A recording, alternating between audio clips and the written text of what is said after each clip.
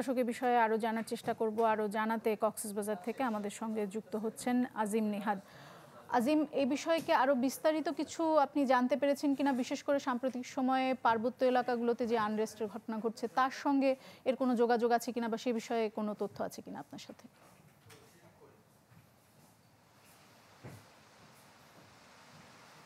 দোলা, আসলে এই ধরনের তথ্য এখন পর্যন্ত পাওয়া যায় নাই। তবে যে এলাকায় গতকাল রাতে সেনাবাহিনীর নেতৃত্বে অভিযান হয়েছে, যৌথ অভিযান, সেখানে আসলে দীর্ঘদিন ধরে একটি সন্ত্রাসী গ্রুপ তারা সক্রিয় ছিল এবং তারা ডাকাতি সহ যেই লোকালি যে সন্ত্রাসী কার্যক্রমগুলো হয় সেগুলোর সাথে তারা সম্পৃক্ত ছিল এবং তাদের বেশ কয়েকজনের বিরুদ্ধে হত্যা মামলাও রয়েছে। সেখানকার একজন বিখ্যাত বলা চলে এবং তাকে এলাকায় অনেকটা দুর্ধর্ষ ডাকাত বেলাল উদ্দিন, তার নেতৃত্বে মূলত একটা সন্ত্রাসী গ্রুপ দীর্ঘদিন ধরে সেখানে কার্যক্রম চালাচ্ছে। গতকাল রাতে তাদেরই ডাকাতির খবর শুনে সেখানে সেনাবাহিনীর নেতৃত্বে যে যৌথ অভিযান সেটি তারা অভিযানে যায়। পরে তাকে বেশ কয়েকজন তাদের অবস্থান টের পেয়ে পালিয়ে যায়। তবে বেশ কয়েকজনকে এই তানজিম, যিনি নিহত হয়েছেন লেফটেন্যান্ট, তিনি ধাওয়া করেছিলেন।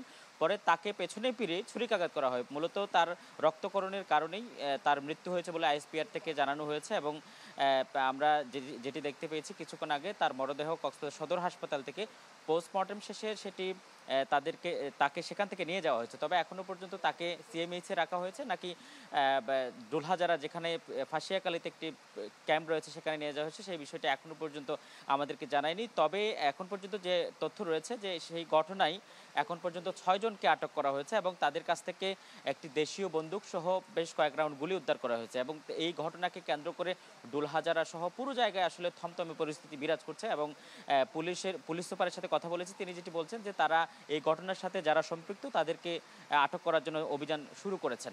দোলা। আজিম, অসংখ্য ধন্যবাদ আপনাকে। দর্শক, কক্সবাজার থেকে আমাদের সঙ্গে যুক্ত হয়েছিলেন আজিম নিহাদ।